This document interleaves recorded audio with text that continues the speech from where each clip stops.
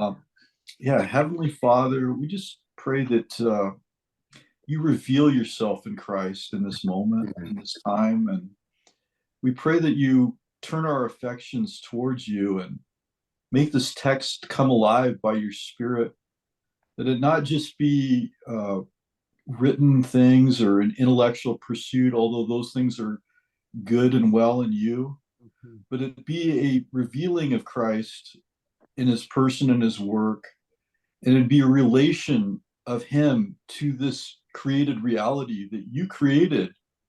And Mm. help us to enjoy that. Help us to enjoy that new reality that you've created through Christ and to understand its relation in scientific pursuits. In Jesus' name, amen. Amen. Thank you, Amen. Matt. Thank you, Matt. Amen. Good. Well, today, my intent for today is to look at the things that I posted up there, but also just um, to recognize the place that T.F. Torrance had in really bringing together and also contributing to this series of 12 books, which I'm calling the 12. In Seattle, we have a football team called the Seahawks, and all the fans are called the 12s. So there's a little bit of correlation to that. But this gathering of people was really to ask the question, how do we think at the frontiers of knowledge? And again, these were written 1985 to 90. How do we think about the nature of the relationship of something that has been separated in the world, that is theology and science, and to recognize that they're in the life of the church, at least, and maybe inviting the scientific community, there is something to be gained when we bring these together that expands what it means to be humans who live in the world, know that world as God's world, and care for the world and our place in it as those who are under God's world.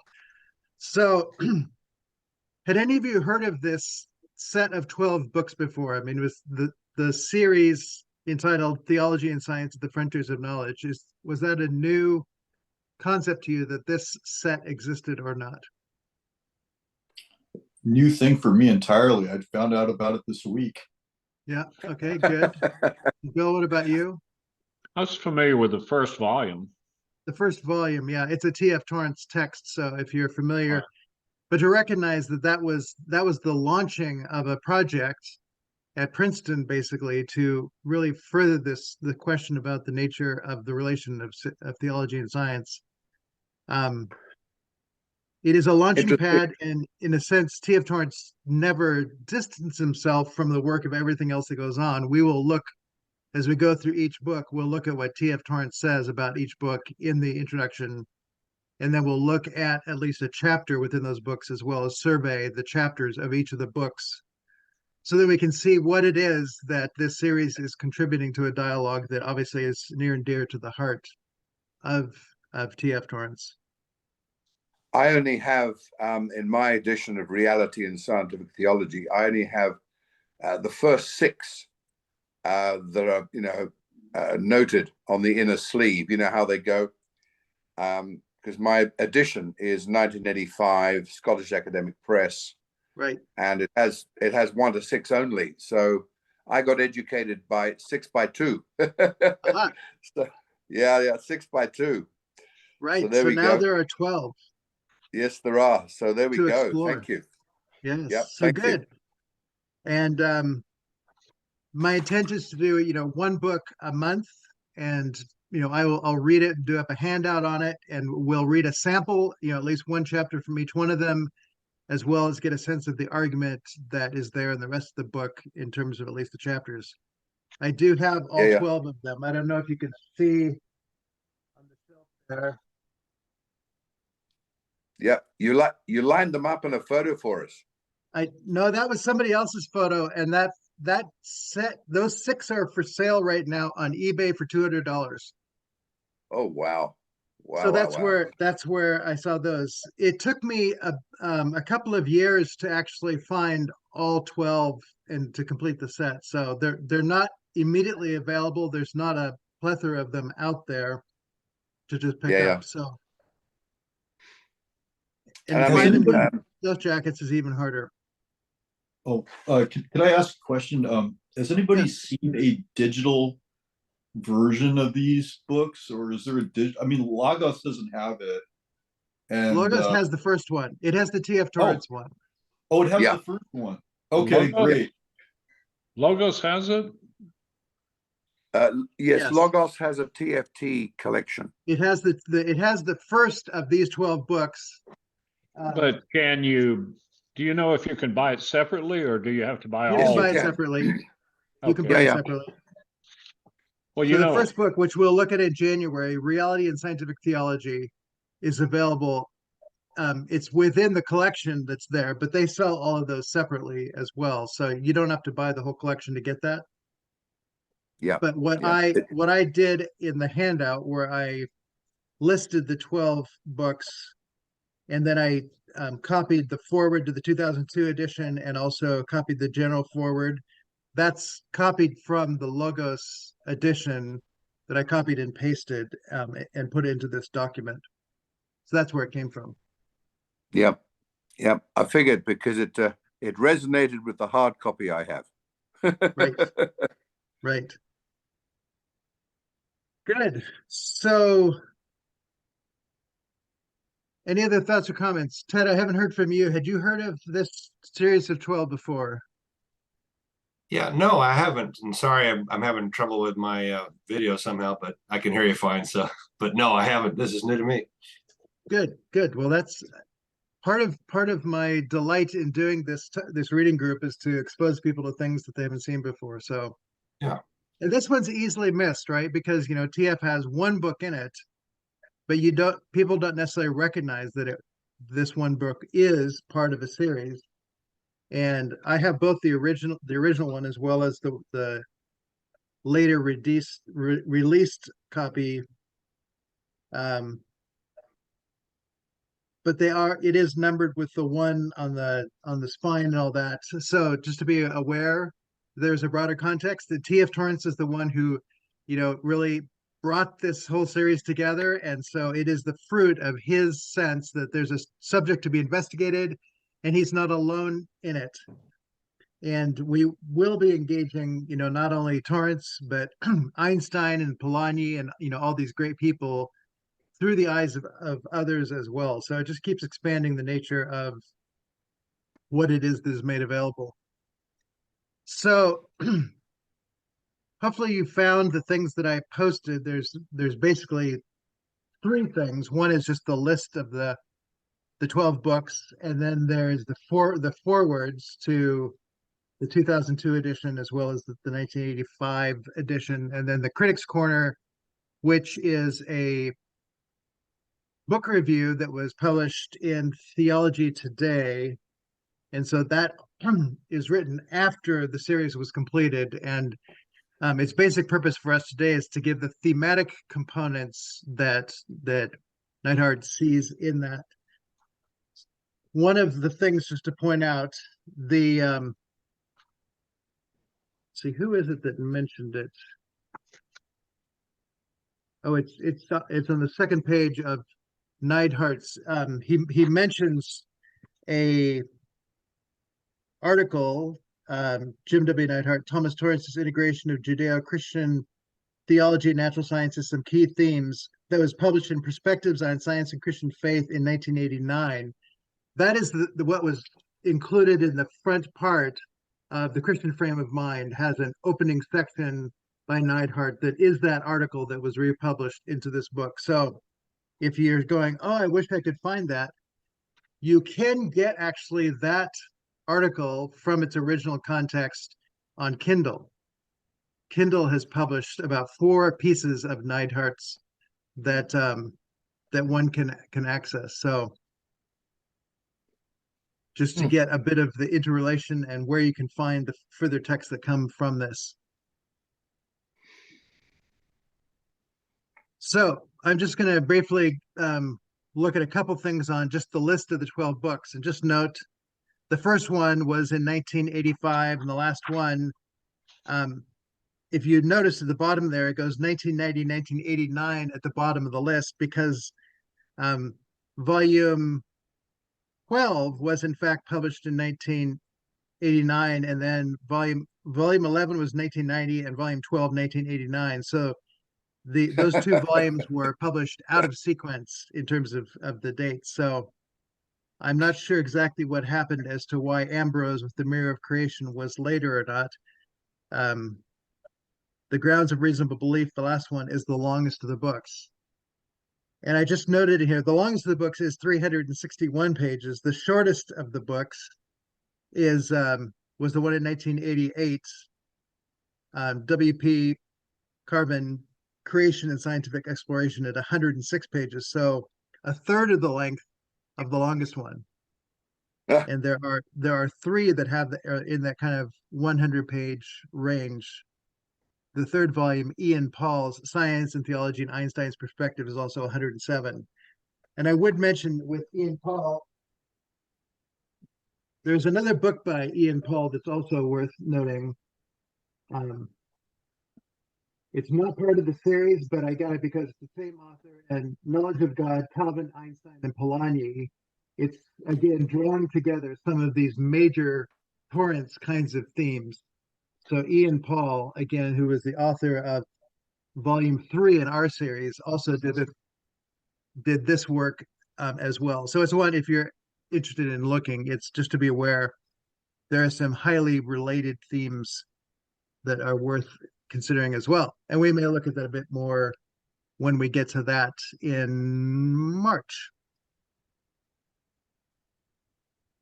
So anyway, just to you've got a good list there. They're all published in Edinburgh by Scottish Academic Press. They were all part of a Princeton initiative, in a sense, to publish these things. So Torrance was working with them in what it is that he was creating here.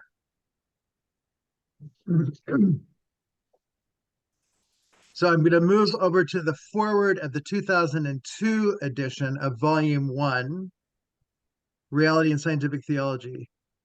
So, and I'm just going to note a few things here. So the book was originally written in 1985 to inaugurate a series of books. So this is TFT writing Advent of 2000, so 22 years ago, under the general title of Theology and Science, the Frontiers of Knowledge, 12 of which were published in Edinburgh by the Scottish Academic Press between 85 and 90. Now the call has come for a new edition of this book, arising from the work of Professor Alistair E. McGrath. So, were you aware of this conversation, Bryden, that McGrath's work at some level was inspiring what was going on here? Or was this not in your time? It was in my time, but the only connection, of course, was his intellectual biography, which was simultaneous. That was published in 1999. Okay.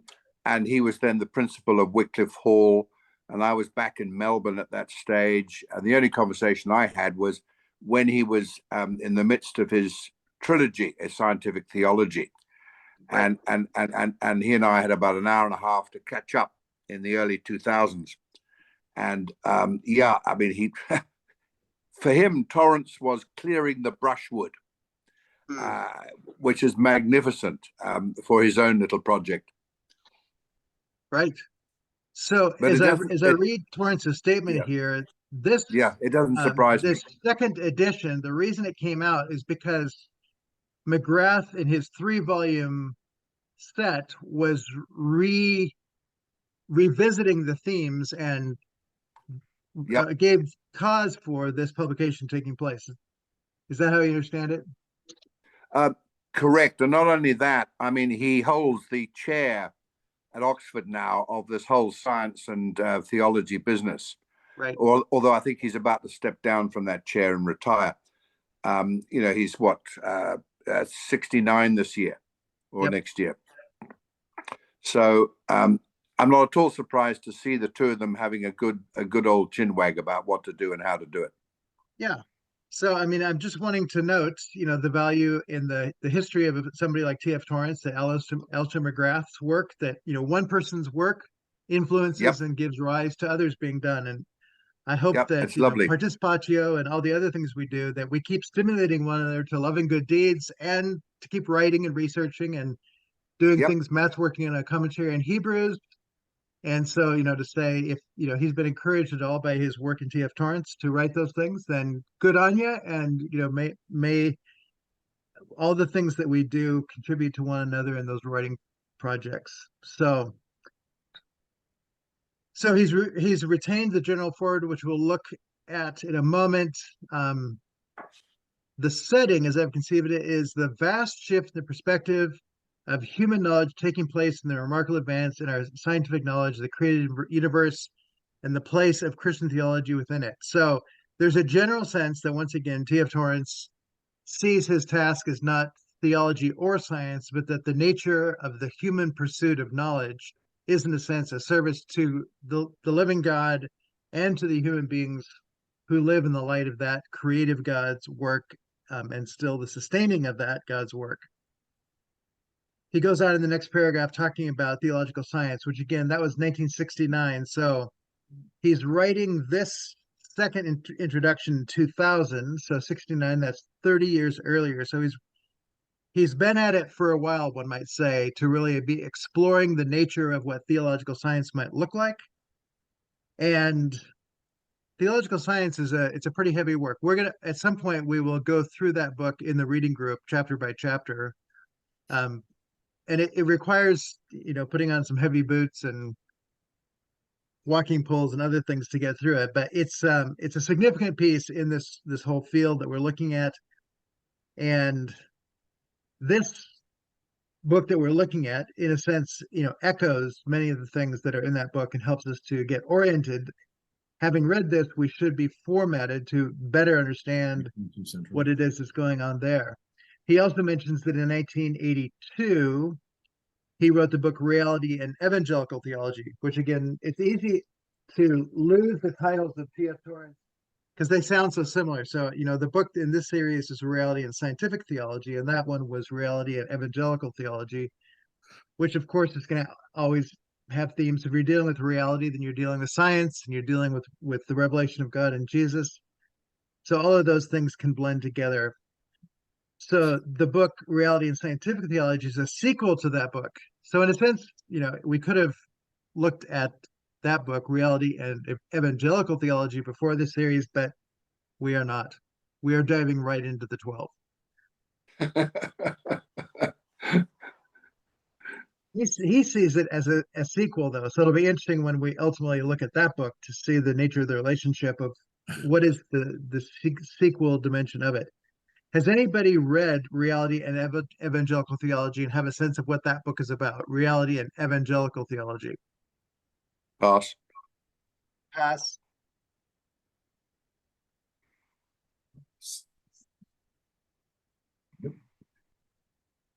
Yeah, it's up there somewhere. But so anyway, we will deal. I mean, there's a relationship between the two, right? When something's a sequel, then it kind of piques your curiosity. What was the first part that makes this a sequel, and what is it that is added in this one or clarifying in this one that otherwise might be missed? So in it, I argue for, so this book, Reality and Scientific Theology, is a sequel to that. In it, I think that it must be the second one, not the first one.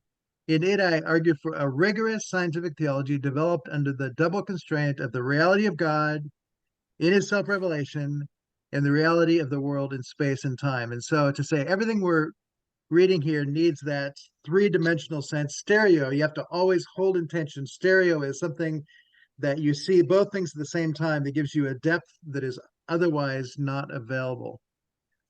So this question about how we view the God who is revealed and the world that God embraces, the reality of the world of space and time, thus conceives scientific theology. So his scientific theology is the holding of those two together, is a disciplined form of intellectual communion with God, which the word intellectual communion is a very interesting term. I don't know if I've heard Torrance actually say, I mean, we talk about communion as a spiritual experience. So to talk about an intellectual communion, what does that bring up for you to have the phrase intellectual communion?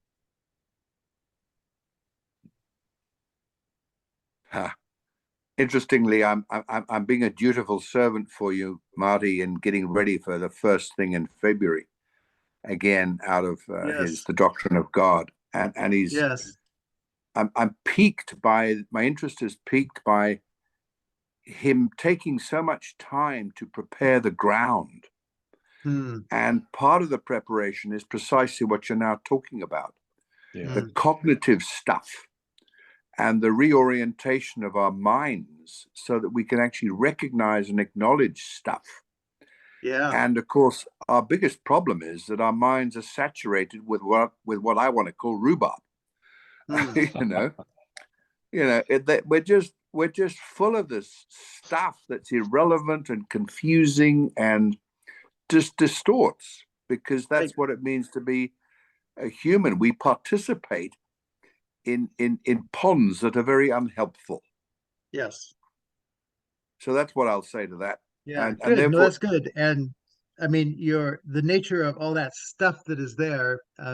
Matt was talking the other day about the word deconstruction, and so to say deconstruction is one side of a project of recognizing all the stuff that's getting in the way, and constructive theology is to say, how do we build something helpful once we've taken it apart and seen the problematic elements that have been introduced? How do we then say things that are true and helpful and lead us into ways that correspond more with the nature of reality?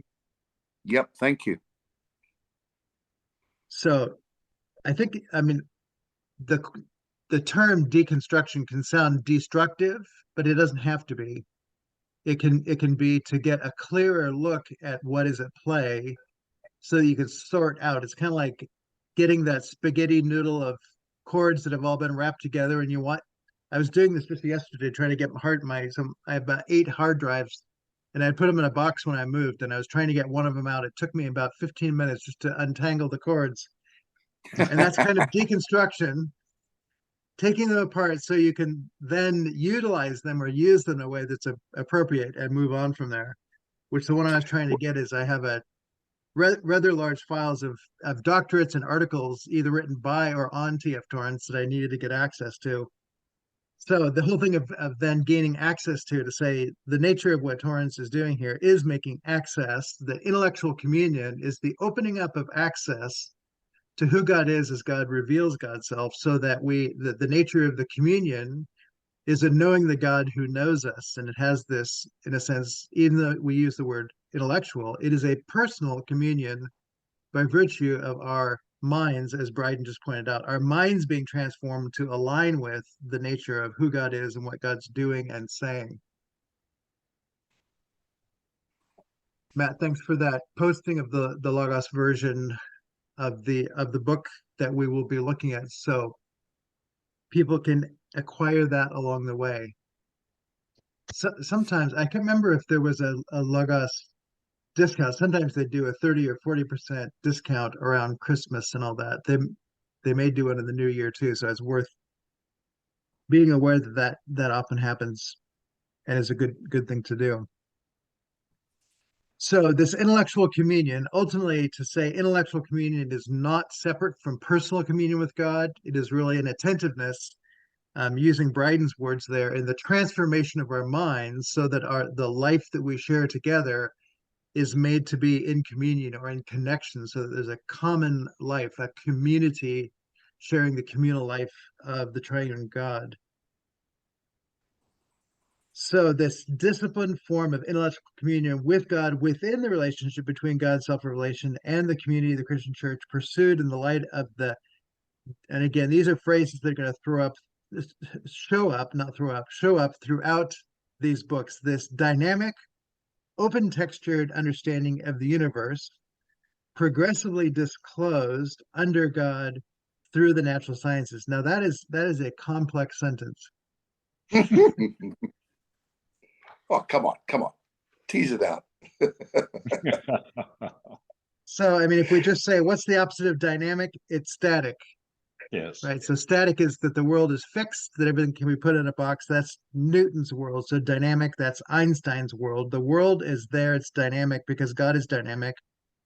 Open textured means that we can't look at things merely as objects to be studied and observed and to put upon them something of a text, but that we must allow the very nature of God and the world to, at some level, speak. Torrance, in one of his audio lectures, talks about theologians as being priests of creation, and that they don't have a voice in a sense of themselves, but the nature of this open textured, the word texture can be just the texture of cloth or something like that, but there is a sense of text in the texturing to say that there's a divine and contingent order. The world itself then is ordered. It has a text to it. It is ordered by God for God's purposes. So the open texturedness there means we have to have this, what we've been talking about as heuristic investigation. We have to let God speak and bring us into an understanding of the complexity of this universe that is both ordered, but also dynamic and intertwined in all kinds of ways that field theory, in a sense, may be a part of that as well. And to just stop and say, how many fields am I present within right now? Sorry, Yes, what I are you shouldn't thinking there, chuckle. Bryden? No. Carry on. I'm just chuckling. I'm loving it. Yes. Well, I mean, we're present in electromagnetic fields. I mean, that is going on. We're in the field of oxygen. We're in the field of light and fields of light. We're in personal fields. There are people, our family and all that. We are within the field of knowing and being known by them. We belong within the field of their being. We have cultural fields that we exist within. We could go on enlisting both what one might call the fields of science, but also the fields of sociology, theology, and say, if we're going to have an open textured understanding, we need to recognize that our mere glance observation is going to miss much of the nature of reality.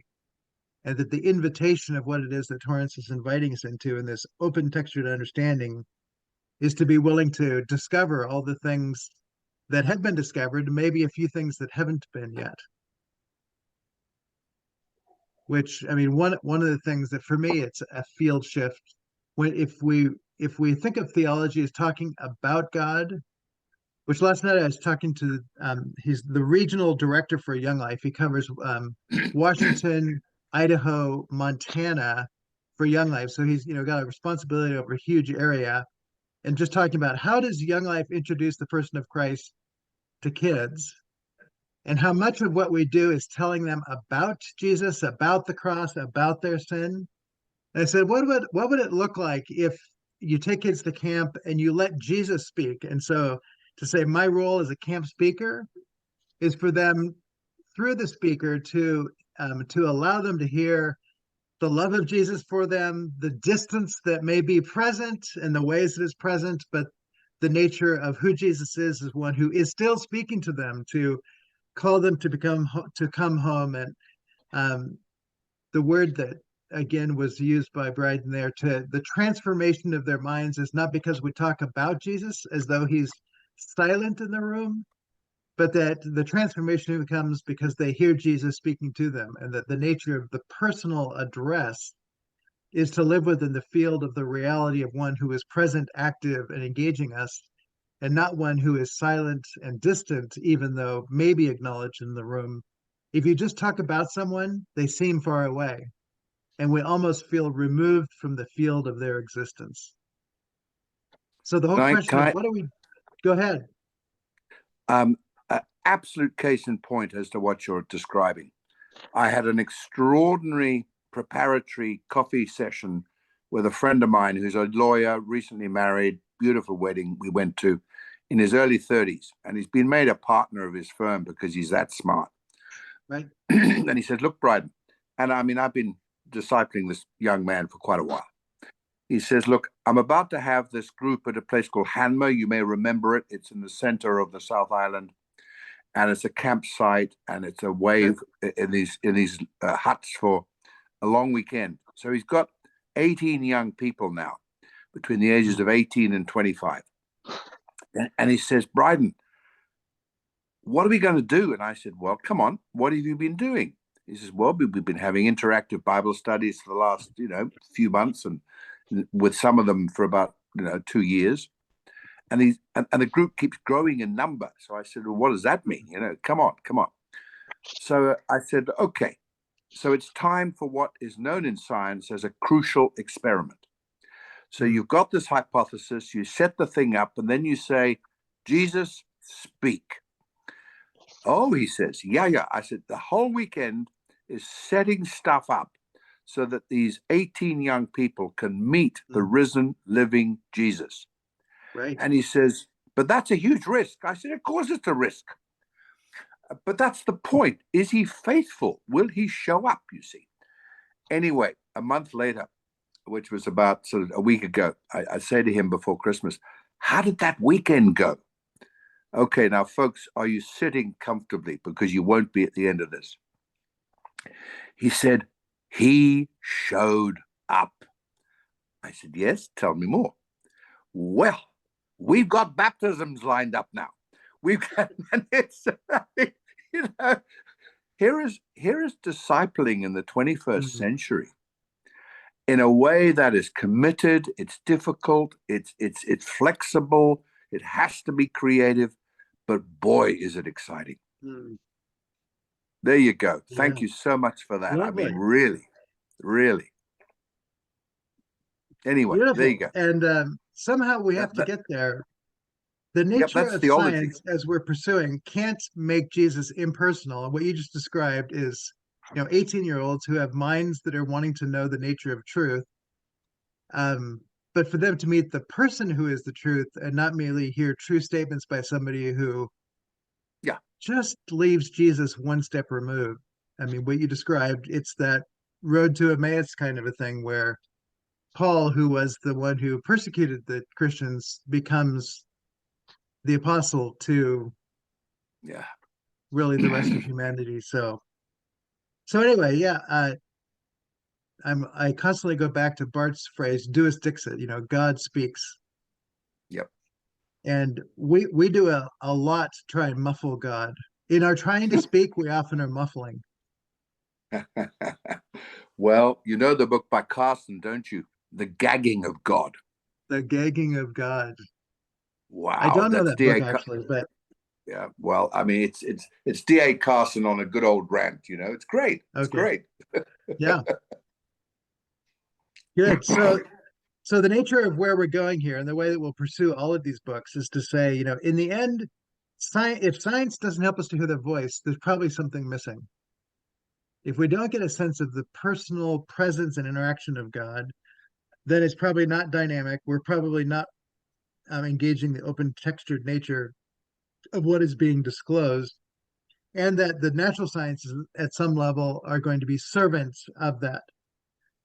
So he goes on, theology is a human enterprise. And so, again, to say the nature of theology is human insofar as we are those who come to listen to the one who speaks. So it's not an isolated or separated human enterprise. It is the human who listens to the one who is taken on human form, the person of Jesus who speaks. And so there is a human dimension there, but because of the homoousios, in the engagement of humans with this human, we're also engaging with God, not either or, but both and. So science dealing with the nature of reality has to acknowledge the both andness of Jesus in this human enterprise, operating with revisable formulations in a manner similar to, in significant respects, to that of a science operating with fluid axioms, but always under the constraint of the objective realities being explored. So the objective reality of Jesus is that he is both human and God.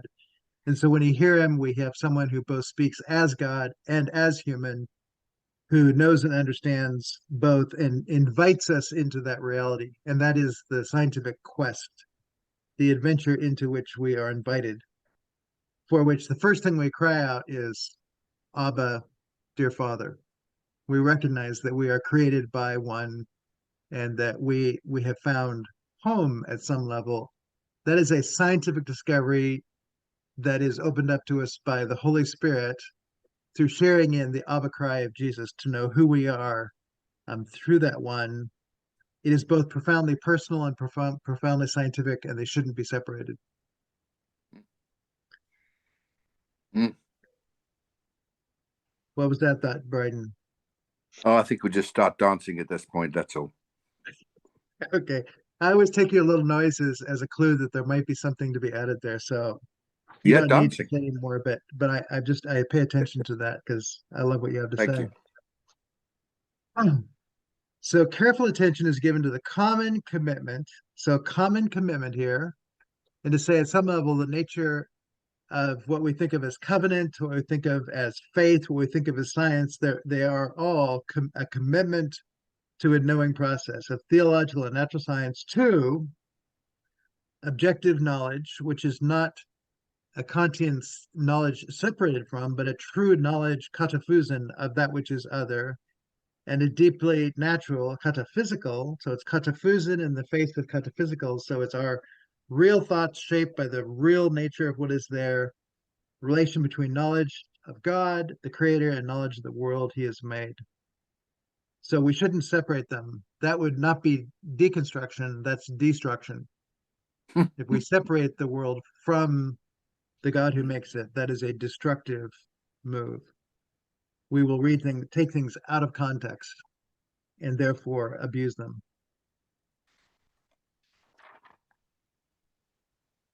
Stress is laid throughout, and again, throughout the whole 12 books upon the stratified structure of Christian theology. So again, the whole nature, and this is very Polanyi influenced, that there are levels that we enter in. So the doxological, the theological are experienced, and then the deep scientific theology would be a primary mode of what it is that Torrance does in that stratified structure. And to say we look out at the world and we have an observable sense of the world, that's one part of the strata. When I just mentioned fields that we operate within, that's looking deeper into what it is that's going on, and that we are moving and breathing and have our being in the living God, but also in the air that surrounds us, and the fact that light is there. If there was no light, there would be no warmth, and I think we would die fairly quickly. So to say there's so much that we take for granted that is there, and an investigation of reality recognizes all that is contingent for us to even have existence. And we need to explore that at every level, theological and the physical world as well. The need for radical simplification. You know, I never think of the word radical simplification with T.F. Torrance. I don't know why that is. Huh.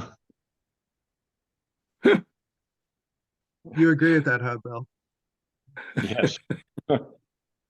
Well, So you've it's taken. important to note, though, that in this series, he really tried to coach the people who are writing these 12 books to keep them accessible to pastors and lay people.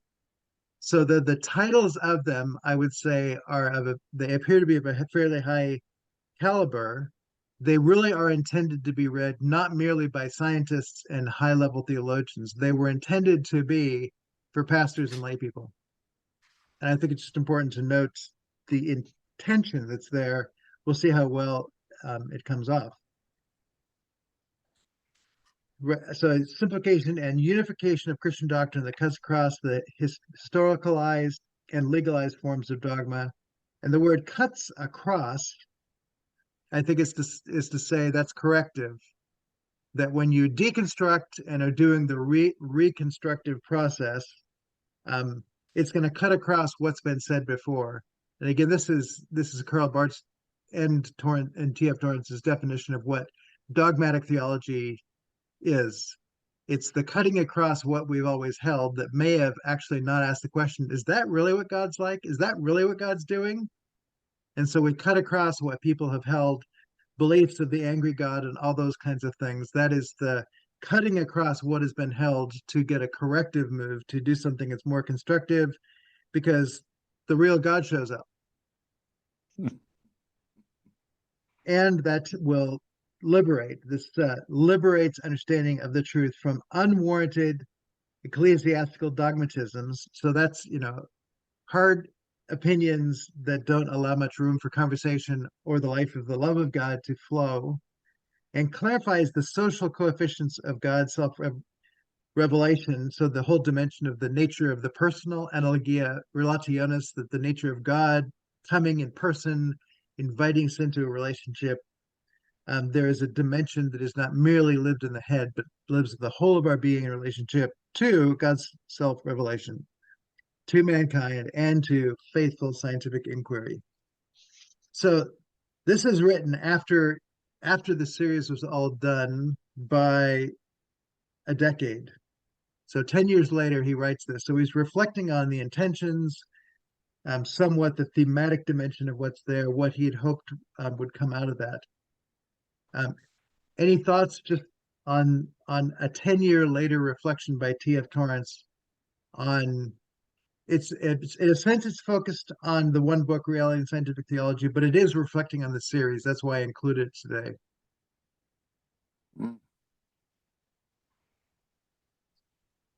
Well, firstly, thank you for bringing it to our attention that he has his own book to kick it off, and then he has the sort of after the event reflections on how it's transpired.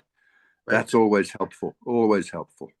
Good, yeah. And I will be attempting with each of the books we do to not only include the first chapter, an overview, but also any book reviews that I can find by other people, just to engage, what did people think about this book? And I do have a couple of reviews of T.F. Torrance's first book in the series that I will be posting those next time as well. So that'll just stimulate the nature of the reception of what it is that Torrance is proposing and how people are responding to it, and the question of how we respond to those people as well. So any other thoughts there?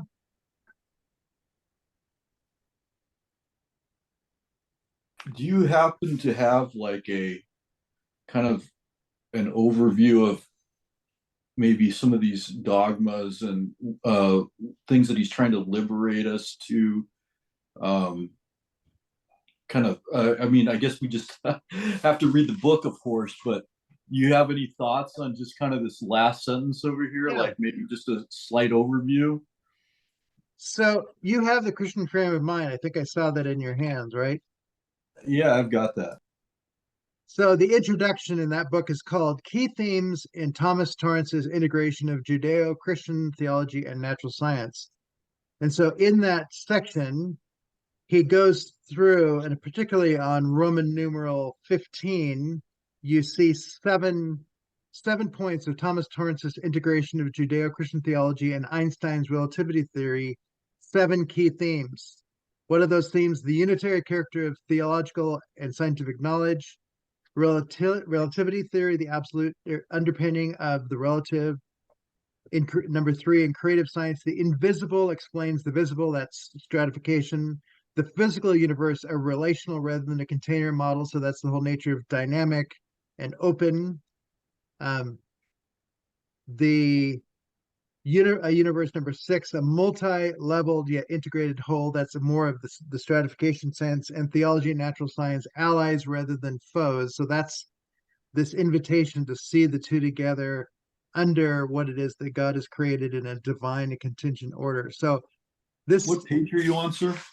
that is page Roman numeral 15. He lists the 7 and then follows up the rest of the introduction, which is quite a long introduction. It ends on Roman numeral 41. So it goes from 11 to 41. So it's a long introduction. That in a sense, one could say, summarizes the themes that are going to be played out in the 12-volume series. Okay, so maybe that's a good also kind of thing to read through again. There will come a point where we'll do a session just on that introduction at some point, because I think it really does answer the question, how do I get my head around what these things are? And that particular piece does give you a thematic sense of T.F. Torrance's science and theology, what the major themes are. When we look in a moment at the Critics' Corner, that's the same person who wrote that, right? Jim Neidhart wrote the introduction we were just looking at, and he wrote this. And so you're going to see some parallels through his eyes of what it is that's going on. And again, for T.F. Torrance to, have Neidhart's introduction in there means that there is an affirmative sense that he recognized that somebody gets me. and they've made it, a little bit more simple. Let's hang on to that. So Can I be very naughty? be naughty. Alistair McGrath writes two kinds of books. He told me years ago. He writes a scientific theology, 3 volumes. It's over 1,000 pages. God help us, Yeah. But he calls noddy guides. Okay, noddy guides. The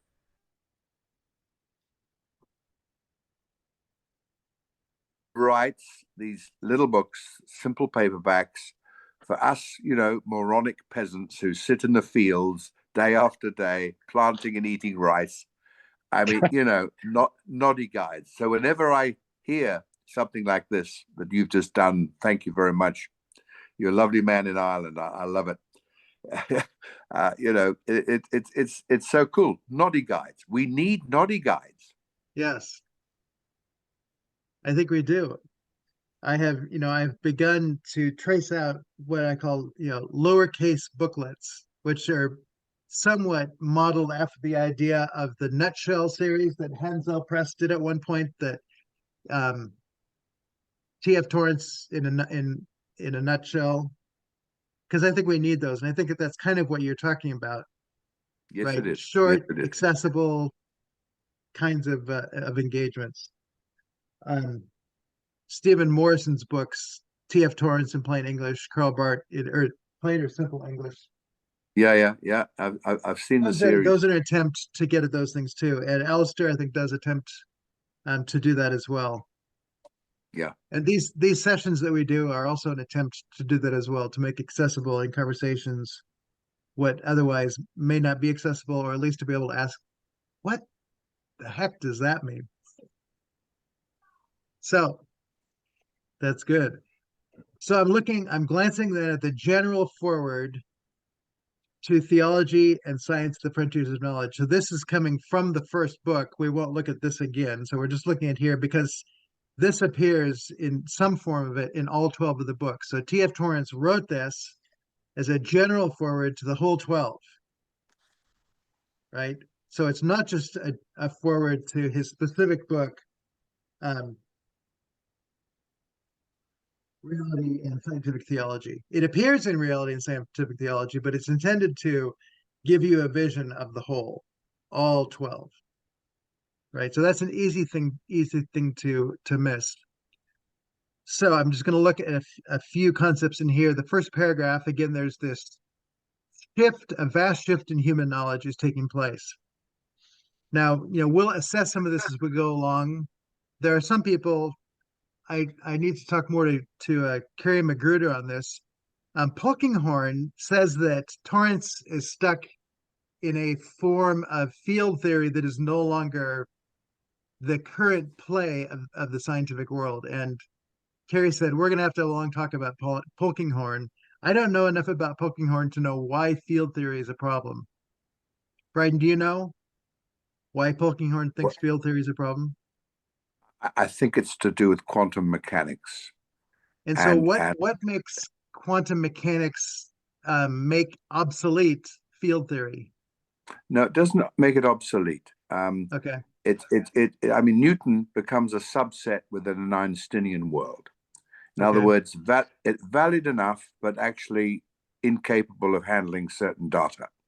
Okay. So it's this subatomic quantum world that is kind of going, well, as Bill and I have exchanged words on this, haven't we, Bill? Oh gosh, oh my gosh, oh my gosh. It displaces our sense of place. If bits of us are, well, I mean, supposedly, I don't understand it. I'm not a quantum scientist, but I read the stuff and I'm going, yep. I think I can, get what the gist is here. Yeah. So that's what I would say.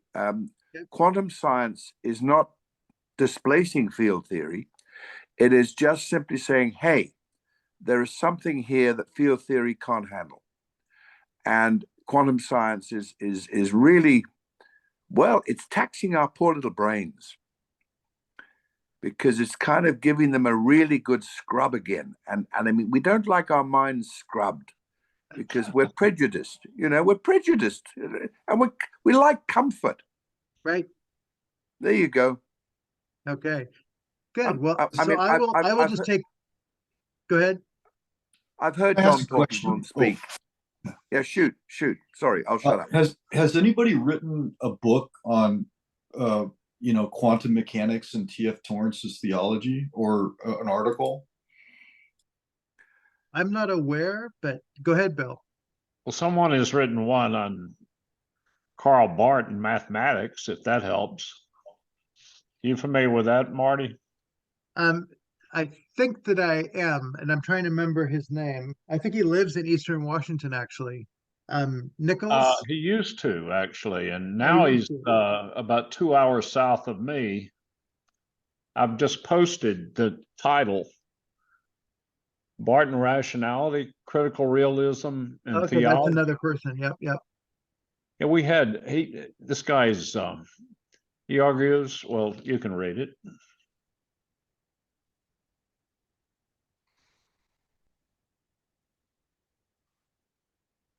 Yep. Right. Oh, lovely. Thank you. Now, that's in his, Thank you. I had it. Yeah, I've got that one. Foundation of Physics. Also, Yep. the one that I just Thanks, Don. posted, I had a brief email exchange with him recently because I saw the book for $2.99 on Whiffen Stock. Is that how you say that name? WIP. Yep. So I bought it and I said, "Whoa, this is interesting." This intro, not an intro, but a forward or a preface, is by Bruce McCormick. Contra Hunsinger, I guess. Yeah. But McCormick speaks highly of him, and I haven't gotten into this book. The author told me, he says, "Look, you're going to be okay as long as you have a couple of years of college math." And I said, "Oh, I barely got out of high school algebra, so I'm going to have a problem with that." But it's interesting. He goes on to say, if I might just share this, taken together, these developments that are posted there have undermined the classical belief that there are universal and necessary rational standards to which the truth claims made in any and every discipline must be subjected. Rigor in a particular scientific discipline is now understood to be based, in part at least, on certain axiomatic choices that are made in accordance with the needs of that discipline. And that has in turn made fallibilist epistemologies respectable.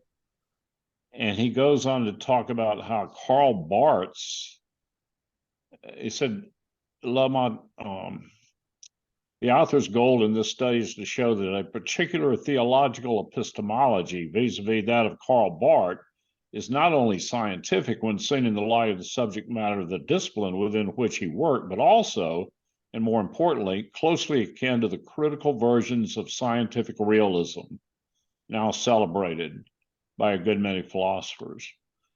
So I have not delved into, I have not read the book. I thought I'd go back and get a couple of semesters of mathematics before I tackle it. But I'm curious as to I'm just curious as to how he's going to use mathematics. I guess it opens the structures. Is that the idea? I will point out that volume 9 in the series by John Puddlefoot is Logic and Affirmation, Perspectives in Mathematics and Theology. So we will have a whole session the 9th month. That'll be September. We'll be looking at the 9th book in this series is Mathematics and Theology. So, well, that'll be interesting. Then we can bring it up then. But it doesn't exactly address Matt's problem, but our question. Right. I think that when I think about quantum thought, to go back to his statement about the multi-stratas of reality, to say quantum is getting at another level, a strata of reality that we can engage and talk about, but it's not the only one. And the nature of, the sphere in which we live, which we are most aware of and most accessible. Torrance deals with those things, the fitting together of systems within systems. I think to say Torrance always wants to say, you know, the God who creates the universe is the one who holds all these things at all levels together. And so whether we're just beginning to investigate quantum concepts, they all fall under the rubric of that which is created by God. So the fact that we're discovering things is just to say, well, there's probably a lot more there that we didn't know, and to maintain an openness to reality is to always be willing to be surprised, to maintain an attitude of curiosity, and to keep allowing these things to unfold. And I think that this series will do some of that opening up for us. That's part of the nature of what he's doing, is to gain lenses to see that there's more there. Were he alive today, there may be a volume 13, and there may be also other volumes that he would have added to what's going on. And it's worth asking the question, if we were to, you know, put out to Torrance scholars, you know, what books in 2022 or now almost 2023, if Torrance were alive, or in going beyond what Torrance wouldn't have seen, what would we add now to what this series put forward, living at the frontiers of theology and science? Just to say, it is an ongoing open conversation, so we don't want to see this as a final statement. It really is a invitation to explore. John might not a have culmination. John held up this book, Yes. and maybe this book addresses quantum, right, John? I haven't read all of it. He has a section. It's not a lot. It's not big, though. It's not a big. lot. He does cover a couple pages, quantum and Einstein, kind of comparing. And I think when Torrance was writing, and when Luoma was writing, that quantum was, you know, for a long time, quantum has been highly debated. You've got different schools of thought on it, and only, I'd say, in the last, I don't know, 5-6 years, I think, have we really seen the theoretical quantum become much more verified experimentally. Yep. And so, yep. Agreed.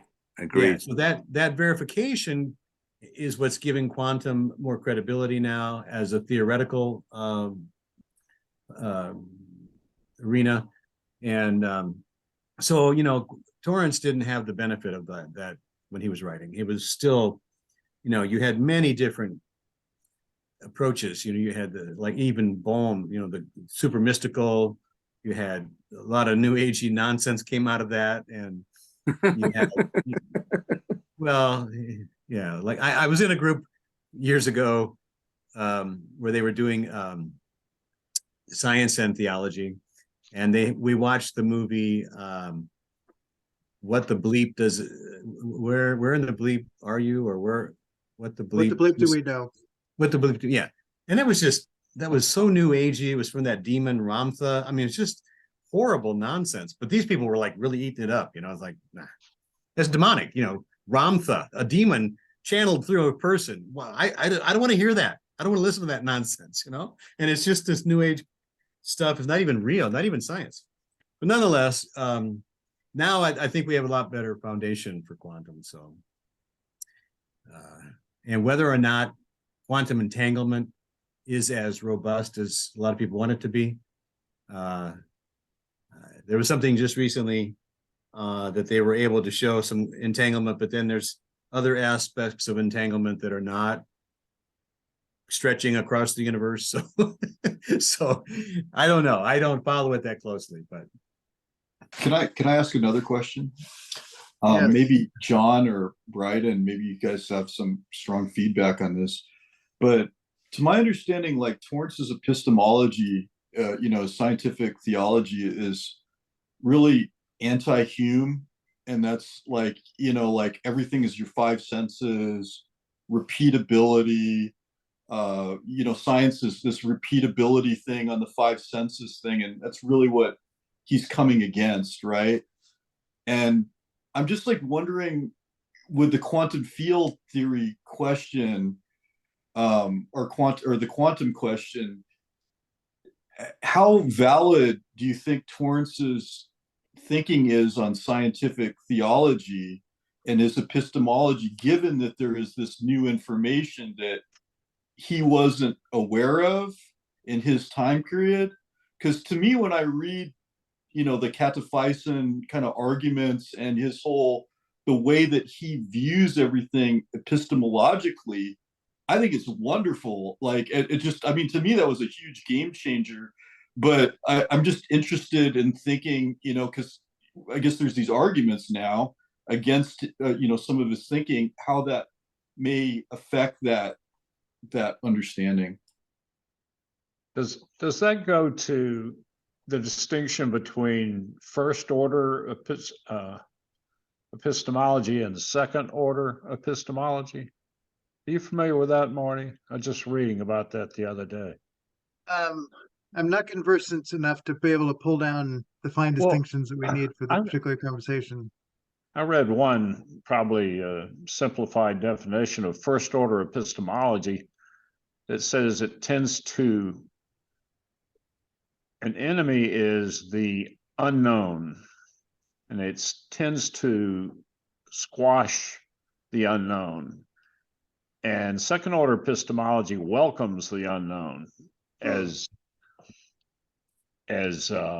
opening, learning more stuff and welcoming that.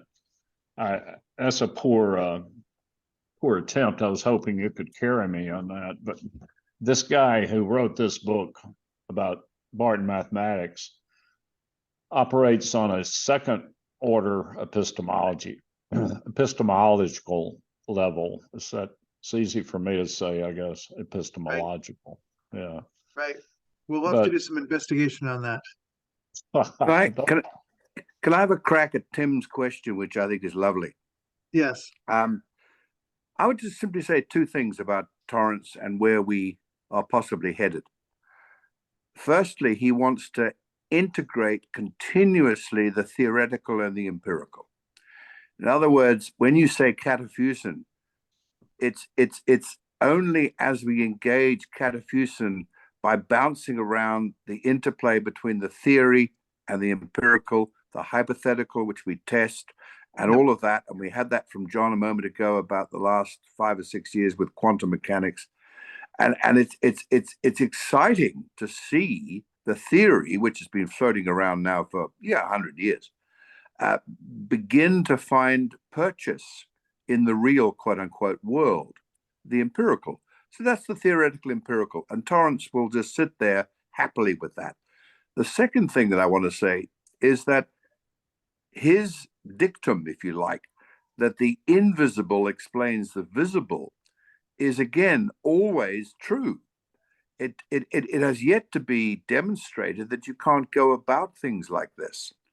And I think Torrance sits very happily with where we are. Where I think people have a problem is that they don't like the conclusions that he reaches around deity, around Jesus, around creation, that he wants to insist upon, pretty forcibly. And of course, you see that just reveals the disobedience of the human heart, mine included. I mean, we have a problem, folks, that our knowledge and epistemology has this will element that keeps getting in the road. And I think Torrance is at the second order. Of course he is. Yeah, Bill. Yeah, you're onto it. Yeah, absolutely. Thank you. That's all. Does that help, Tim?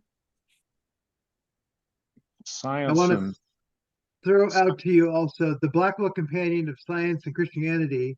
There is an article in it by the author of the book you just held up, Bill, Tapio Luma, on T.F. Torrance, but there's also an article, chapter 20, Quantum Theory and Theology by Rodney D. Holder. So he discusses in there the nature of contemporary, and this was published in 2012, so the world keeps moving, so I don't know what's been added since then, but at least there's a discussion there of somebody who is laying a foundation in a book on science and Christianity, attempting to address the question of quantum theory.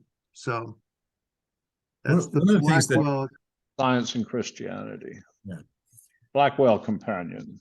Yeah. one of the things that I've kind of noticed is that, you know, I think a lot of people are wanting to use quantum theory as support for their already held beliefs.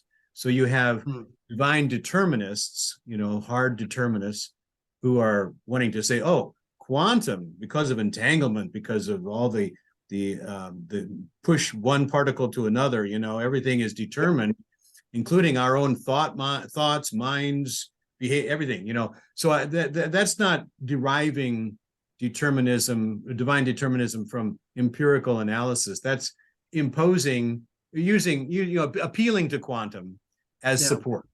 And I don't think It's a kind of natural theology. It is a natural theology, yeah. And I don't think Torrance would go that way at all. But whether or not Torrance was up to date on his science, I don't think is as important as the principle that he was advocating. And inviting us to keep exploring. The second paragraph in the general foreword, the universe that is steadily being disclosed to our various sciences, I mean, that's an openness right there, is found to be characterized throughout time and space by an ascending gradient of meaning in richer and higher forms of order. So, I mean, this whole sense, I think he's confessing, you know, we are in a process of discovery here, and this series of books is to instigate further thought, further exploration, rather than putting a cap in any way or anything that's conclusive on that. So instead of levels of existence and reality being explained reductionistically from below in materialistic and mechanistic terms, the lower levels are found to be explained in terms of higher, invisible, and tangible levels of reality. I mean, I think that opens for the conversation on quantum ways of thinking. So I think he's positioning himself in this series to say, I'm not claiming anything that's final and conclusive here. This is instigating something new and opening up our ways of thinking to really engage more deeply the nature of who God is and the world that God creates. That's very helpful, fellas. Thank you very much, Bryden and Marty and John and Bill. I mean, I think that's super helpful. I guess there's always this fear in the back of your head that some new theory is just going to knock off what you've learned. And that's been like the whole thing in science and in technology is that the newest, latest, greatest thinking, it just destroys what you learned 5 years ago or whatever. And that just seems, that pattern seems to have been the whole 20th century, right? So, and 21st century. So for me, it helps just to remember that theory is the word theory and theater are both very similar. We are observers of something, and you know what you get out of the movie one time, what you get out of the theory that is in current trend, they're all human reflections trying to grapple with reality, but reality is there. And our thoughts are potentially revisable, but reality will keep being reality and God will keep being God. So theory is always second order kind of stuff, right? And that doesn't mean it's not valuable. It just needs to be held with the humility that good science does to say this is very likely going to be revised in time, will get clearer or, you know, something, but the nature of the humility allows for the discovery process to continue and believes that it should be that way. And as much as I value the creed, I think we need to always say, we need to keep coming back and saying, you know, how do we look more deeply into what the creed is attempting to say? And really volumes 3, 4, and 5 of the Church Dogmatics, they all begin with the statements of the three persons of the Trinity and go on for thousands of pages unpacking, you know, what difference does it make that God the Father Almighty is the maker of heaven and earth? Well, that's the doctrine of creation, and at some level is the ground of all of the work that we're doing in these works that T.F. Torrance is putting forward, is to say, yep, God the Father is the maker of heaven and earth, and therefore our investigation as scientists is to understand what it is that God has made. And that is the privilege of science to explore. And one way I said a moment ago that Newton is not falsified, it's just becomes a subset within an Einsteinian universe. what the relationship between field theory and quantum theory will be. Will one be a subset of the other, or will we have to come up with another metaphor that describes the interrelation? I mean, who knows? It's literally, who knows? So I'm not afraid of, having my poor brain, one more time re-scrambled, because it just is what it is. And I mean, it may take 150 years to untangle this lot. Sorry, that was a terrible pun. It was deliberate. No, that's good. My complaint with psychology is that it functions in the way that Newton did, and that is it takes the human and breaks out their thoughts, feelings, and please. behaviors, and Please consider don't the get me going. fields within which that they function. But when I do family systems theory, I don't throw out the ideas that psychology may put forward. I simply have to recontextualize them within the fields of relationships within which they exist. And if you don't do that, then you're probably dealing with something that it may give you some insight, but it's nowhere near as complete as what happens when we understand relationships as the field within which thoughts, feelings, and behaviors exist. Yeah, thank you. That's just affirming what you're saying, Brian, about not throwing out Newton. Psychology is Newton. Family systems theory is Einstein. Yep, a nice analogy. Thank you. Yes. Even you were speaking of change. Even Torrance said in the preface to the Christian Doctrine of God, talking about the Nicene Creed and the Nicene term homoousion, he said, and I noticed that Tom Noble said he had not noticed this before when he was giving the summary. This is not the claim, Torrance writes, of the Nicene term homoousion, that it is somehow sacrosanct and beyond reconsideration. For all theological terms and concepts fall short of the realities they intend and are open to further modification in the light of it. Yeah. And what jumped out at you with that, Bill? I mean, what is it that What's that? Give us the aha for you in that. Well, I'm sorry. You'll have to say. Just if you can just clarify the thing that really jumped out for you in that statement. Well, what jumped out was the fact that Tom Noble sort of did a double take on it. Yeah. I thought that was the very fact. It just shows, I think, the enormity of it. I mean, Thomas Torrance, the difference between scientific pursuits and theological is, one is about discovery, and the other, in Torrance's words, is about being under, how does he put it?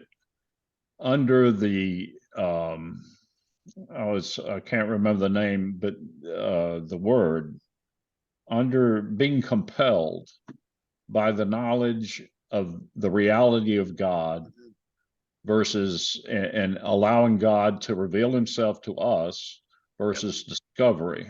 Isn't he make that distinction? And yet he's open in this preface to the reality and not the our explanation of what we think the reality is. Yeah. That's poorly put, but that's all I got.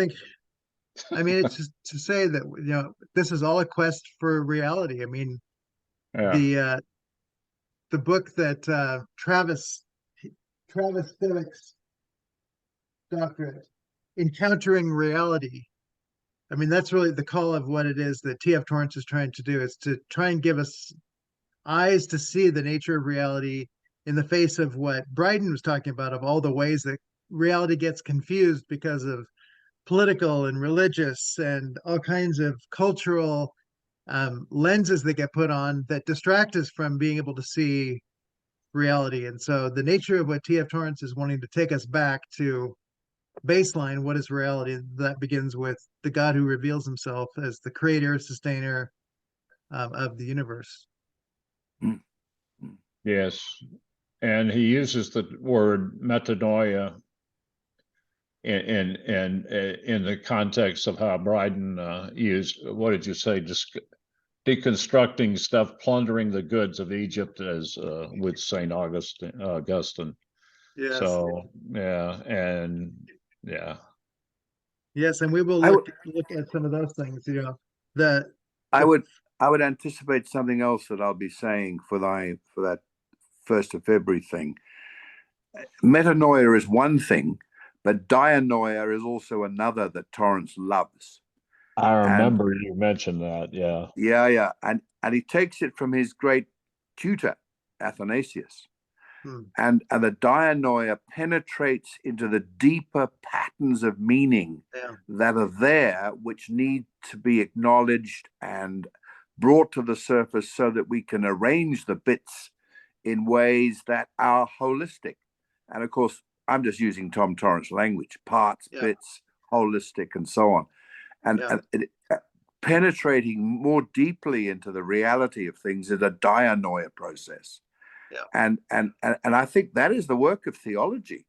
But boy, is it a work! You know, it's a labor, because an exciting one. What's that? It's an exciting one, though. There's one other noia to throw into the mix there. Adventure. Yeah. The other noia to throw in there is epinoia, from which we get the word opinion. Epinoia, opinion. It is the not investigative. It's, in a sense, it's the opposite of dianoia, which is to see through.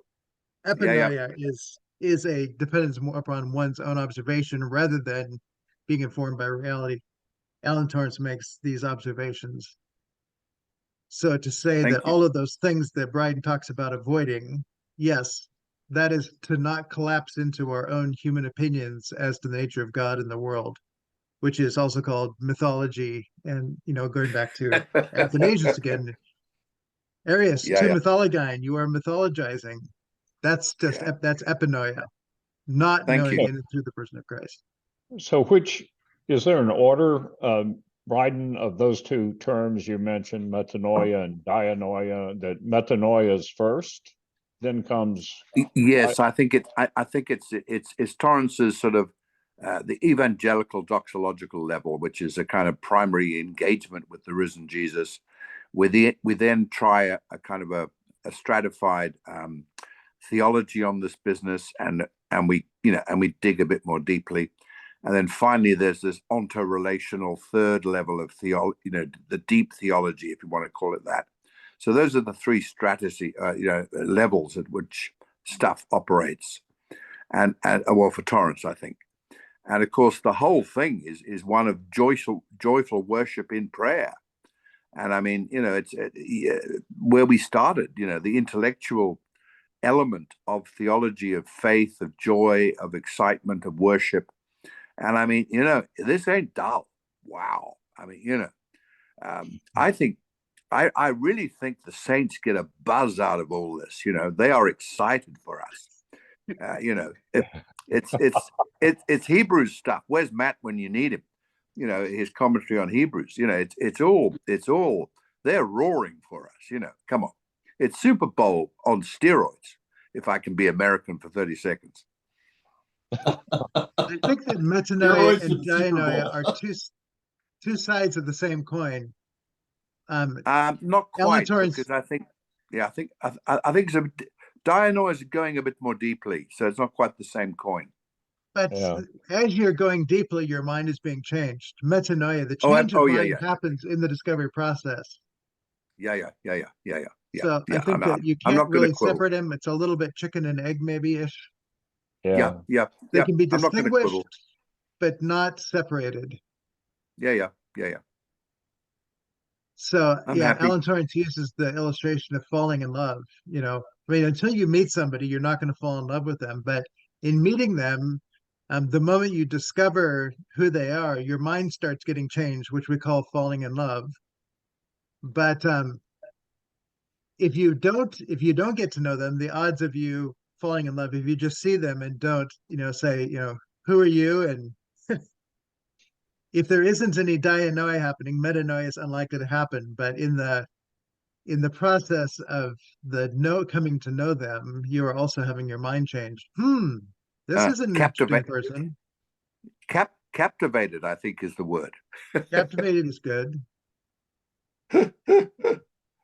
The second volume in this, when we get past the T.F. Torrance book, so this will be February's book, The Circles of God, Theology and Science from the Greeks to Copernicus, is going to be, a study of just the whole history of science, in a sense, that will be doing some of the work that we're talking about here in terms of just the movement of how an understanding of God in relation to the sciences has come into being, and what is Bryden says, there are things that they're still valid, but they need to be seen in broader contexts so that they don't dominate the system, and that the advancing heuristic approach can continue to develop. And maybe quantum thinking is part of that, continuing to grow into what does it mean to have our eyes opened and our hearts transformed by virtue of the continuing unveiling or discovery process, disclosure process, as he's talking about it here. I'm just going to throw a couple more things out from the general foreword. The third paragraph, we must now reckon with a revolutionary change in the generation of fundamental ideas. And so again, he recognizes something fundamental, and that also change is something that's necessary. There's a sense that philosophy is no longer the main thing, but that the physical and natural sciences, which at some level, that's a problem of the dualism. Philosophy and natural sciences are almost the dualism that we often come up with, the world of thought, philosophy, and the world of the material world of nature. He wants to hold them all together. So this whole thing of going beyond the boundaries that we set up, and the last sentence in that paragraph, it is in that situation where theology and science are found to have deep mutual relations. The seeing together of these things is the necessity, and that's the unitary way of thinking that is so much part of his resistance to dualisms. They cry out for each other. I love the image here, the crying out, and that's what our authors have been at work. The different volumes in the series are intended to be geared into the fundamental change in the foundations of knowledge. So it's not just the outcomes, it's not just the experiments, it's really going back for the basics of what do we mean by scientific thought itself. They're intended to offer interdisciplinary and creative interpretation, so we're going to look for all that as we go along.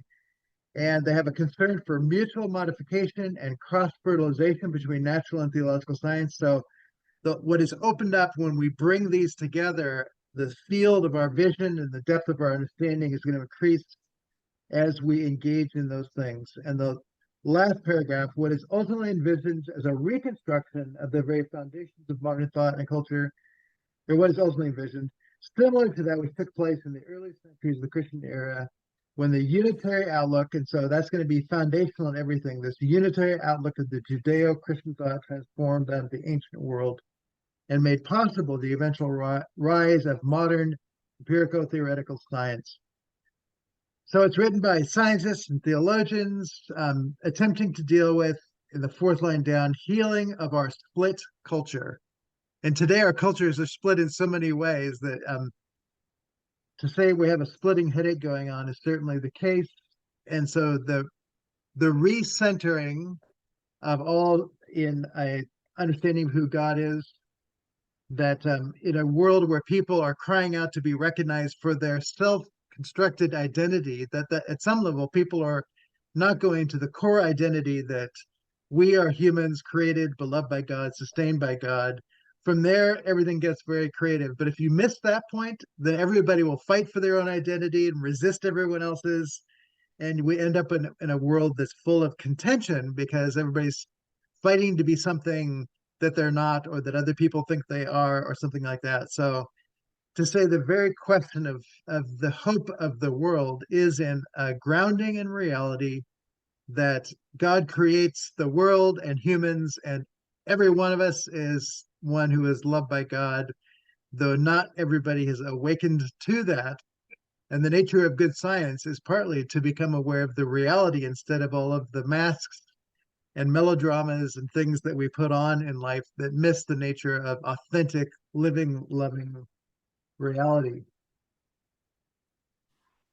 He also talks about deep-rooted misconceptions, which again, Bryden had some great terminology for that earlier. So there's a corrective and there's a constructive work. I'm now moving over to the Critics' Corner, Theology and Science at the Frontiers, and just noting a few things. He asked the question just a bit down in the first paragraph, why would Torrance, a significant theologian in the Reformed tradition, have assumed the editorship of this series since it required that he make the substantial commitment to acquire understanding of another discipline, namely natural science? Since the 50s, he said, so I mean, Torrance he sees as going, quite a ways back in this, has been a pioneer in understanding this. And all of his efforts are guided by the recognition that the early Christian church not only communicated the gospel to the Greco-Roman world, but also transformed the prevailing cultural mindset. So to say the nature of this series is to engage the history of science, the history of theology, and to speak to the contemporary culture, and to speak in such a way that it will help the contemporary world that we live in to gain insight that has become confused and clouded along the way. Or as one person said, the best way to be original is to go back to the origins. And so that's what Torrance is doing and inviting these others, that science is an original look based on an origin that may be forgotten, that gives us the very insight that we need.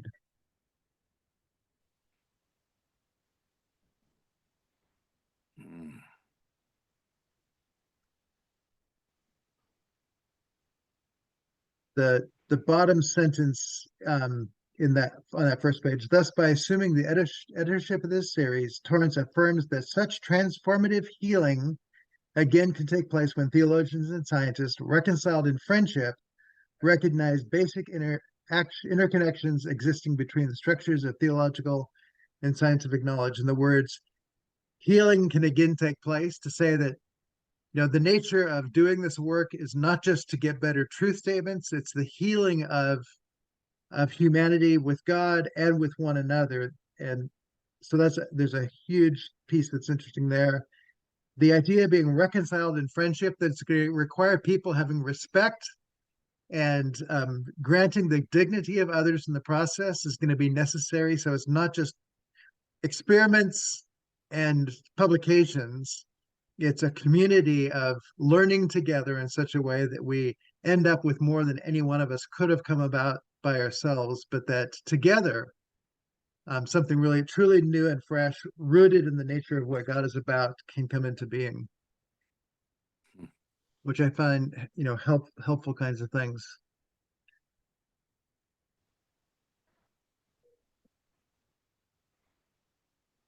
So when we go on to 450, he has a 450 and part of 51. He has a Roman numeral 1 at the top. So again, this is Neidhart's review of the 12. And so he's talking about just the nature of what's going on here, that it's a survey of the fundamental shift in human knowledge. And as he goes through, he's going to talk about the themes that he follows up on, and that specific volumes tend to follow up on a series of themes which correspond very heavily with that introduction in the Christian frame of mind. After the long quote on page 450, he says, consonant with its integrative goal. So integration is one of the things to see in all of this, that it's integrating thinking. This series is directed toward the development of a proper natural theology. So that's one of the things that's going to be really interesting, because of course Karl Barth stood against natural theology. So the question, what is a proper natural theology? What does both Torrance, who has major chapters in his first book on natural theology, how is he modifying Karl Barth's work? And how do we recognize the ways that he continues Barth's 9, but also finds ways to do something which I think I will call a theology of nature? It's an ordering. God comes first, nature, everything that God creates is under the purview of our investigation. It's all open for investigation, but you have to get the ordering right. And to see it as natural theology as an integral component of Christian theology. And again, I think we still have just miles to go. People are still arguing so much over what is natural theology. Is there a proper natural theology? That the doing of something that would be a proper natural theology, as Neidhart is suggesting here, we haven't gone as far as we need to because we haven't got the foundation laid very well. That's my thought. Mm. Mm. It's certainly interesting, Marty, isn't it, that Alistair McGrath has spent a lot of the last, 15 years or so exploring a theology of nature, a natural theology. Yeah. And I mean, I've certainly read quite a bit of that work, and I do find it intriguing that he spends some of his, mid-60s working on this book on Emil Brunner, as I said to you the other day. I haven't read that book. I haven't purchased that book. But that debate between Brunner and Barth is part of the mix. Yeah. And here we are, 2023 nearly. And I love the way you wish to reorder the stuff. And Yes. I think instinctively that's correct. I think it's the ordering of how we are exposed to these things that is so helpful. So that's all I'll say. And I'm intrigued by Alistair's work over the last 20 years. Yeah. Good. Well, we will hope that you can bring in where he is in the conversation as we go along, because I think in that he was part of what triggered T.F. Torrance in his 2002 forward to mention him, that he's somebody that's on the horizon of conversation. So I mean, 2002 is the publication date of volume 2 of the trilogy, scientific trilogy, 2001, 2002, 2003. Right. There it is. Nature, reality, theory, and it's kind of. I'm sure the phone line was hot, shall we say? One can hope. I wish we could have recordings of those. Well, of those kinds of things, but there'll be emails. There'll be an email audit trail somewhere. Yes. Just looking along here, Nienhuis just notes that there's a variety of scientists, theologians. They come from different traditions: Reformed, Anglican, Methodist, Roman Catholic. So it's truly an ecumenical and cross-disciplinary set of books. They are all passionately committed to the struggle for unified understanding of the one created universe and the healing of our split culture. That's footnote 5. So just to recognize the common threat is the breaking up of the world into parts, and a lack of pursuit of healing the divisions within our culture that I think Torrance and others will recognize comes from dualism. And again, one of the books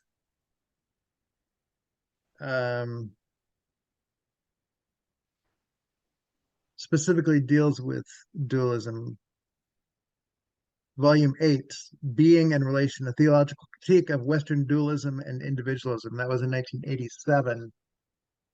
So volume 8, it's easy to just go with the months. That's August, the 8th month there. So we'll be looking at dualism and the problems that the fragmentation of dualism in Christian culture.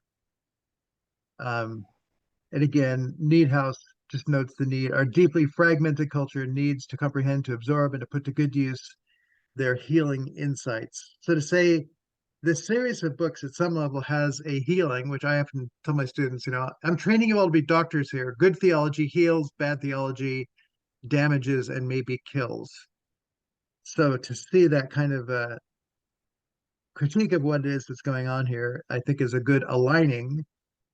And to say that the nature of how we order, as you noted, that I note a lot, it hit me the other day in Karl Barth's Jesus, the Lord of Time, that he says our sense of our past and the shame and the guilt that we feel out of our sense of the past is what leads to many of our psychological disorders.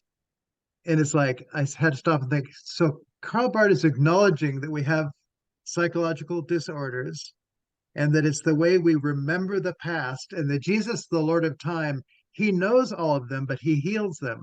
He forgives, he removes the shame, and sort of say, okay, so if we recognize in our own evaluation of our past, we feel shame and guilt and regret, but Jesus takes those and even transforms those in such a way that they're redeemed. And to say, there is a vision then that Jesus is the one who, by seeing our lives through his eyes, there is a therapeutic restoration that comes, that isn't relying on our own epinoia, but that through his dianoia, we have a metanoia to know that we are embraced and loved, and that healing is possible not out of our resources, but out of the one who is the Lord of time and does deal with our past in that way. So that's just a kind of a bringing into alignment. My sense of getting the order right doesn't take us away from looking at the world and the histories that we live in. It just gives us a therapeutic vision because we see it through the eyes of Jesus. Does that make sense? I just want to dance, that's all. I can't see you dancing though, Brighton. All I see is a picture of you. So I'll just listen for the footsteps, the bells on your toes. Yeah, that's exactly it. The bells on my toes. That's exactly right. No, I'm up on the farm, and you don't want to see this great big head of a bull that's right behind me. That it's a beautiful stuffed animal. Well, yeah, I'll show it. I'll take a picture and send it to you. Okay, you can do that. The paragraph in the middle of page 451 is his audience. The audience that Nienhouse sees this series is for. The authors are to be commended for their interdisciplinary efforts to restore wholeness to an overly specialized, technique-dominated society. The series is intended to be accessible to educated lay people and working pastors, Barth's lovely term, alike, and the editor's intentions are fulfilled in that, and he goes on from there. But I think it's just good to note, this is intended for educated lay people and working pastors. And what are the not working pastors doing? Yeah. Anyway, I think working pastors, they really have their feet on the ground.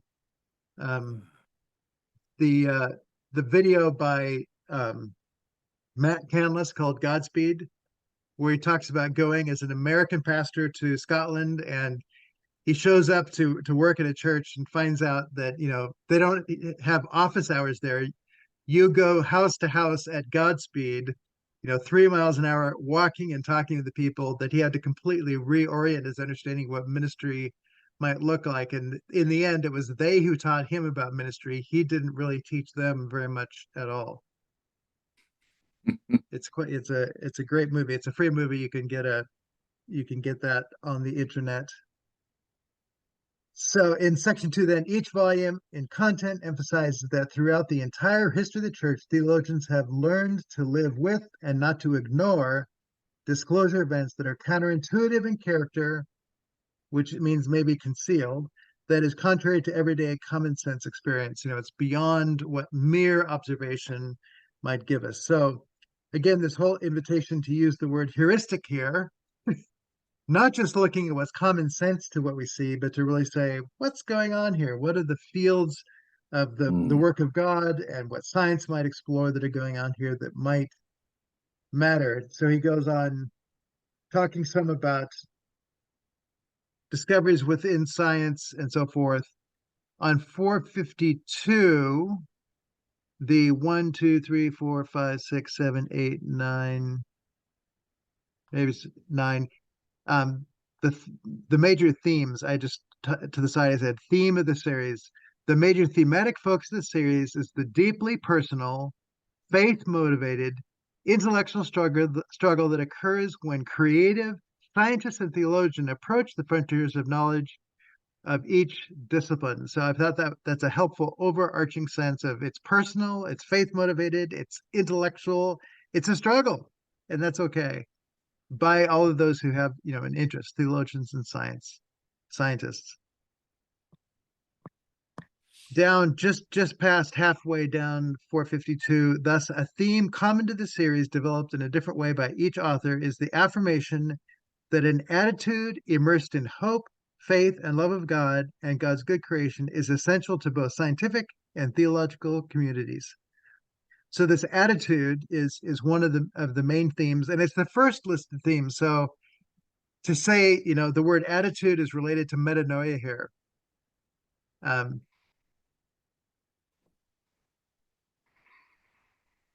The nature of okay. Matt's got to go, and Bryden's being beckoned. Okay, I hear you saying wrap it up. That's so the nature of this attitude, the metanoia that is implicit within the whole nature of these, is that there is not just merely a change in what we call the cognitive domain that science usually is attributed to a bunch of knowledge about, but the affective domain is our attitude towards it. The affective domain is the transformation of our values, of what it is we value, of what it is that we hold to be true, such that it changes the course of our life. And so the nature of these, I think it's important to always recognize the metanoia of attitude is very much the changing of the heart, the transformation of the heart. And that's just as important to be seen as part of the scientific and theological endeavor. So just to say, there are a number of other things that he talks about, themes.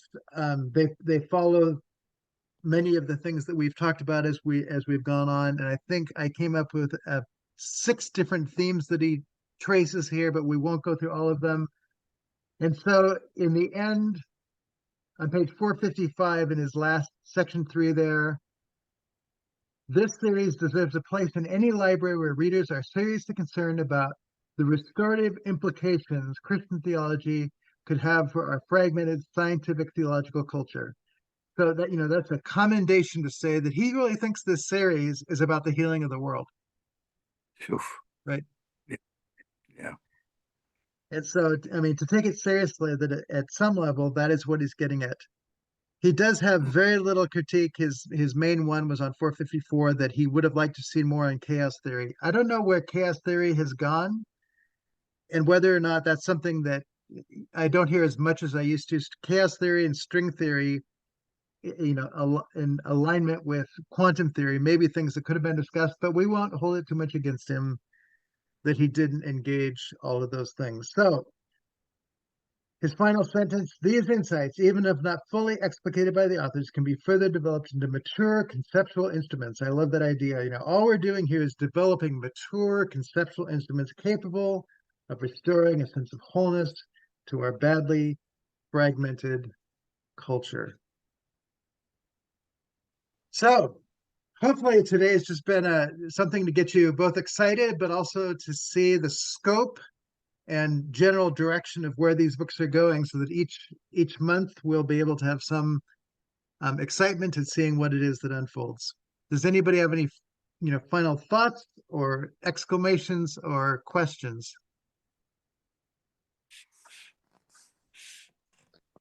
Thank you, Marty.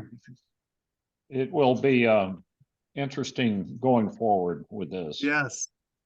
Yes. And if any of you have a particular book that you want to be a conversation partner with on, that you'd like to say, I'd like to be, a co-conversation partner for that book, just let me know and I'll put you on the schedule to be in a conversation with me for that month. So I just always want to open space for people to invest a little bit more in one project and to just add to what it is that you might want to do. And you may have particular insights that would be helpful.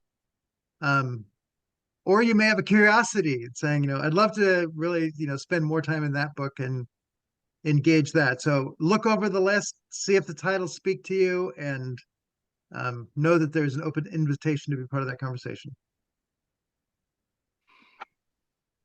Do you mean separate from the regular schedule?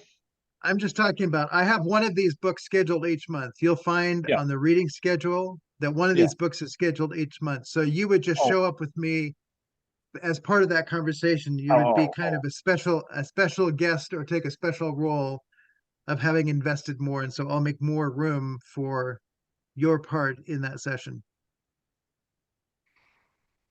That's what I mean. Okay. Good. Well, it's been a great year. The next time I see you will be 2023. And I think it's going to be a year full of great things. We still have more participatio articles out of the theological anthropology issue. Gary Detto's coming up, and I can't remember who all. I think Daniel Cameron's essay is coming up. So anyway, we've got more of those, as well as the continued Christian doctrine of God. And I think we also move into the ground and grammar of theology later in the year. So anyway, it's going to be an exciting year of reading and conversing. Special thanks to all of you. You seem to be some of my most faithful people showing up. So thank you for making all of this possible by showing up so that we can have these conversations. So Thank you for blessings on having you me. all. Yeah, is yeah. that? Thank you. Thank you. Thank you. Thank you. Bye-bye. Have a great New Year's celebration, and we'll see you next week with I think it's Travis next week on chapter 2 of the Christian doctrine of God. And Yeah, then Brian, tell him to speak slowly. He speaks too fast. Does he talk too fast? Okay, we'll try and slow him down. He's a Wesleyan pastor, so he's got a lot to get out, following in the tradition of standing on a stump and letting it all flow, I guess. I love it. Thanks, guys. God bless. Many blessings. Take Bye. care.